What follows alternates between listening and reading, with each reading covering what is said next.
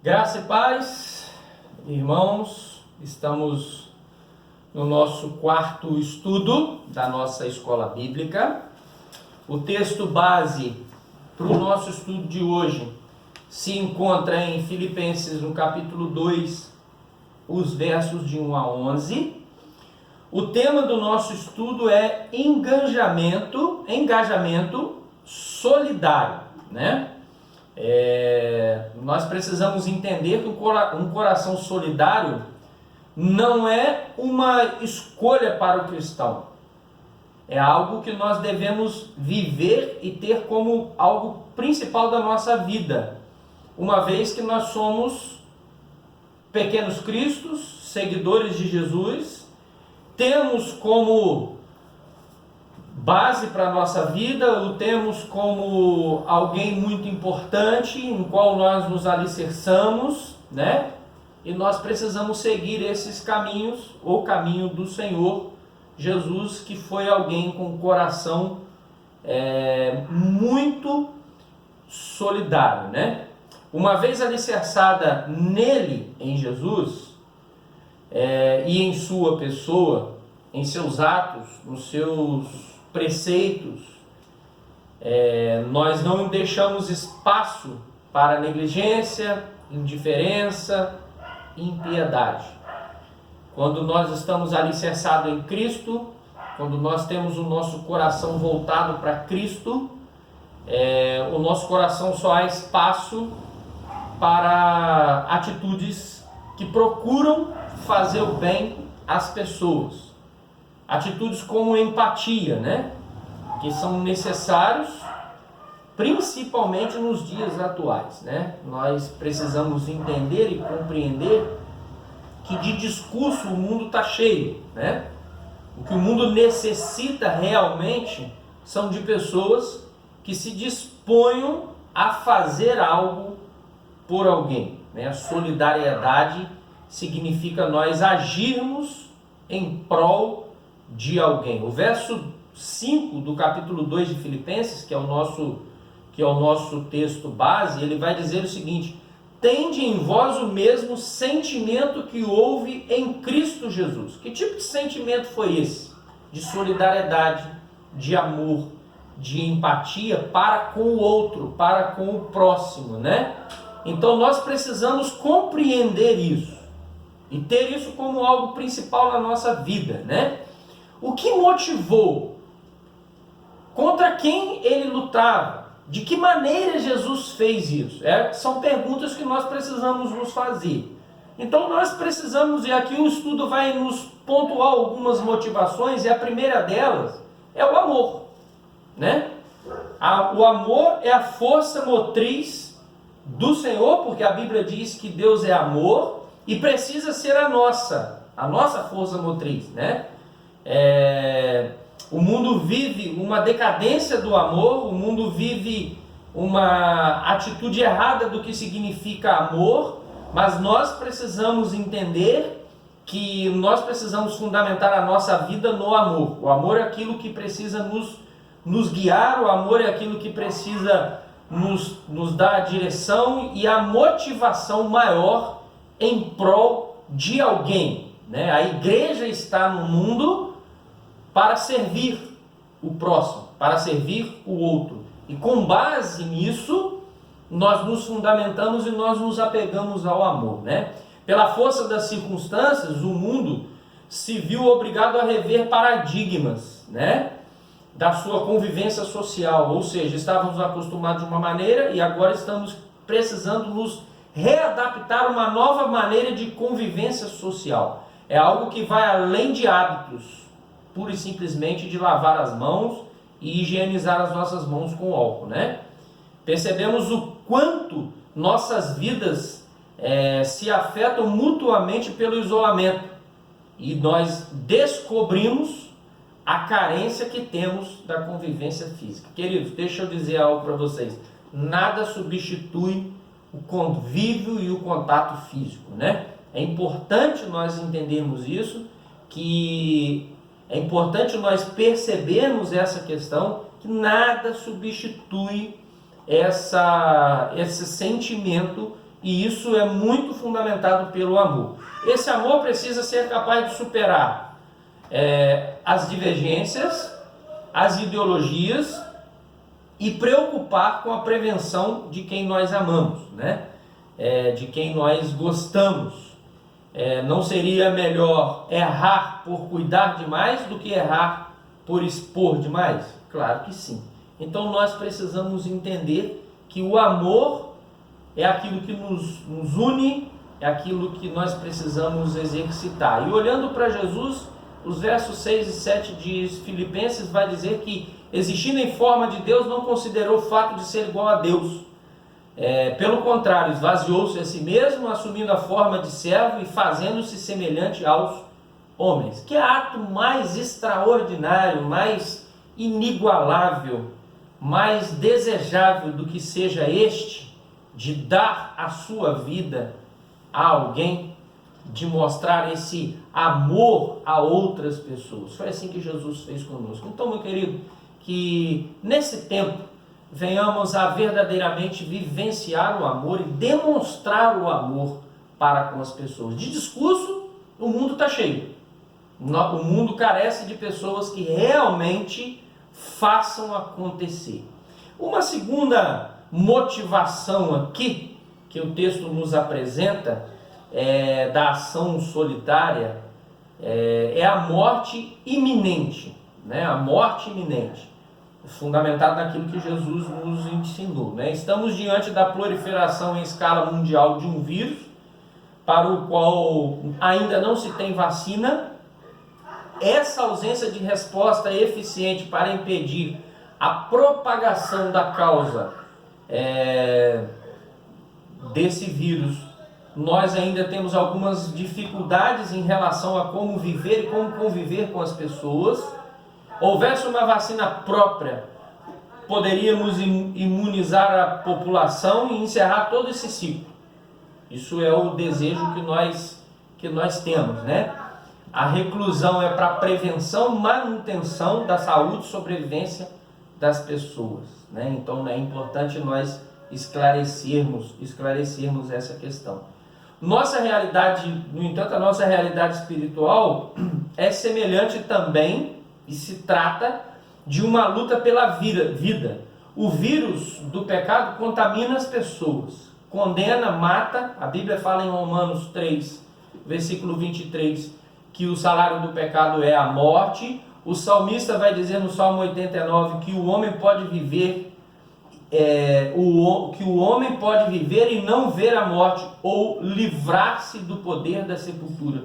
Então nós entendemos e percebemos que, devido ao pecado trouxe consequências não somente da morte física, bem como da morte espiritual, que é a separação do homem de Deus. Então nós precisamos compreender em relação a isso, né? Daquilo que o estudo traz a nós dentro desse contexto.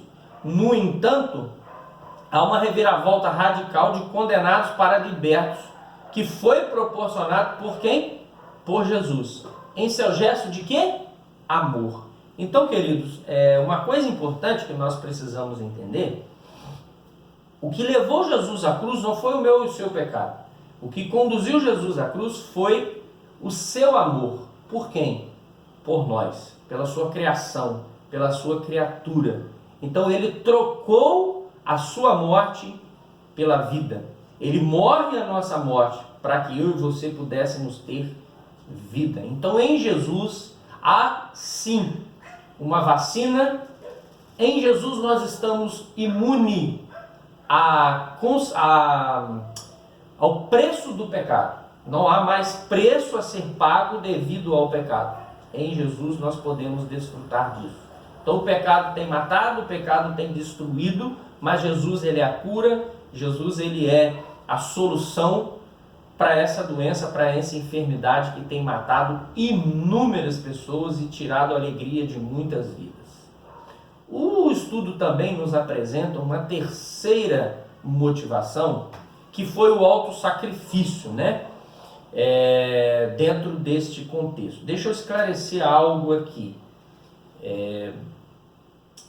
Todo preço já foi pago na cruz do Calvário por Jesus.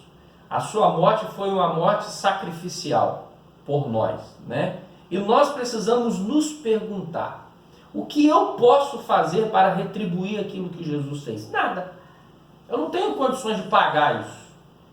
Tem uma música que diz que eu sei que foi pago um alto preço. O preço foi alto, mas nós não temos como pagar. Mas nós podemos fazer algo para que outras pessoas possam ser alcançadas por este amor, por este Deus, para que possam ser libertos desse vírus, dessa contaminação do pecado, desse mal que o pecado traz. Então é importante nós entendermos isso. Nós precisamos, e como que isso acontece? Precisamos dar ao Senhor o nosso melhor. Dar aquilo que temos de melhor, aquilo que acreditamos no Senhor. Há um episódio na Bíblia que fala sobre a viúva pobre, em que está lá em Lucas capítulo 21, verso de 1 ao verso 4, que ela dá aquilo que ela tinha, o seu melhor. Ela oferta ao Senhor aquilo, enquanto outros davam daquilo que sobrava. E o texto ele é rico em ensinamentos a nós em relação àquilo que aquela senhora fez, o ensinamento que isso traz para nós, né? E através deste episódio, que está em Lucas capítulo 21, verso 1 até o verso 4, Jesus nos ensina que no universo a efetividade não está relacionada ao quantitativo, e sim ao qualitativo. Ou seja, o que isso significa? O homem é, eu e você, precisamos reconhecer as pessoas e precisamos ser julgados e ser avaliados por quem somos, não por o que temos. Então é isso que ele está querendo dizer. Ofertas expressivas de baixa qualidade moral nada significa quanto comparadas a ofertas diante do Senhor. Aquilo que essa mulher fez. Daí a pergunta inicial que nós nos fizemos, né? Quanto nós estamos dispostos a oferecer em retribuição àquilo que o Senhor fez? Queridos, precisamos dar o nosso melhor. Estamos dispostos realmente a dar o melhor? A encarar o evangelho da cruz, do sacrificial? Essa é a grande questão. Muitos querem o evangelho da graça, que não tem peso, que não tem renúncia, que não tem sacrifício. Mas poucos querem o evangelho da cruz, que é renúncia, que são tantas coisas que precisam ser feitas. Então é importante nós compreendermos isso, né? Quando pensamos em relação a essa pandemia, certamente alguns já se perguntaram: será suficiente para preservar as pessoas próprias? Apenas a higienização? Então é importante nós percebermos essas questões e nos fazermos esse tipo de pergunta, né? Que é importante nós entendermos. Se na oferta da viúva o que se pretendia era honrar a Deus, pouco importa o valor ofertado, desde que ele manifeste um autêntico ato de culto. Então o que Deus deseja é aquilo que vem do coração. Não adianta eu dar muitas coisas, oferecer muitas coisas, se eu não ofereço de coração. Então é importante eu e você percebemos isso aqui, que a atitude é aquilo que o Senhor avalia e é aquilo que o Senhor nota. Atos de culto. Importantíssima a frase que o autor do estudo coloca, porque isso é que agrada ao Senhor, e Deus sonda os nossos corações, e Ele olha a nossa vida e a nossa atitude. E uma quarta e última motivação que nós percebemos aqui em relação à igreja primitiva, um caso concreto. Estamos descobrindo muito de nós mesmos nesta pandemia, né? O quanto gostamos de ficar ou sair de casa, o quanto precisamos do contato físico e o quanto nos faz falta a liberdade. Não sei se você tem se feito essa análise, eu não sei se você tem se feito tem se preocupado em relação a isso, mas um fato é real e não tem como nós escondermos disso. Nada substitui o culto presencial, queridos, nada.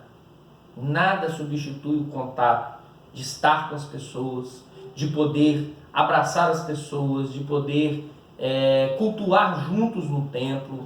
Nós temos cultuado nos nossos lares, nós temos feito gravando cultos e tantas outras coisas que têm sido colocadas, mas a questão é que nós precisamos nos refazer essas perguntas para entendermos o quão importante é nós estarmos fundamentados dentro deste contexto, dentro dessa análise de estarmos juntos. A igreja, em sua gênese, demonstrou esta solidariedade, enganjando-se na prevenção do bem-estar e da justiça, logo na sua primeira expressão coletiva. Está lá em Atos, no capítulo 2, do verso 44 até o verso 46. Então é importante nós entendermos isso. A igreja solidária dava seus primeiros passos de afirmação como uma verdade perpétua que guiariam os homens em direção a Deus. Então é importante percebermos e pontuarmos essas questões que são fundamentais na nossa vida nesse tempo de isolamento social. Mas eu creio que nós estamos às portas de começarmos a retornar às nossas atividades normais. Eu quero concluir com você, pontuando 4 coisas importantes. A primeira delas: o amor é a força motriz afetiva que justifica e impulsiona qualquer agir solidário. Não está em ideias nem ideologias, mas nasce no coração. Segundo, a luta comum a todos nos é pela preservação da vida contra qualquer expressão da morte. Terceiro, o fazer solidário ocupa-se em entregar o que estiver ao alcance, mesmo que não pareça ser suficiente, porque quantidade não garante qualidade. Quarto, a igreja é o centro de fomento da solidariedade entre os irmãos e em favor dos que ainda padecem sem salvação. Que venhamos a seguir o conselho da igreja primitiva, que abençoava as pessoas, que tinham isso como fator principal. E isso fazia com que a igreja caísse na graça do povo. Amém, queridos? Nós estamos já findando. Eu quero agradecer a Deus, orar com você, orar pela sua família, e no próximo encontro nós estaremos já indo para o quinto estudo da nossa escola bíblica. Vamos orar. Santo Deus, Pai eterno, obrigado, Deus, pelo rico privilégio que temos de explanar um pouco da Tua palavra. Que o Senhor venha abençoar as nossas vidas, que o Senhor venha guardar os corações e as famílias, venha nos dar todo entendimento e sabedoria vindo dos altos céus. Que a boa mão do Senhor esteja sobre nós, dando-nos este entendimento. No nome de Jesus nós oramos. Amém. Que Deus abençoe a todos.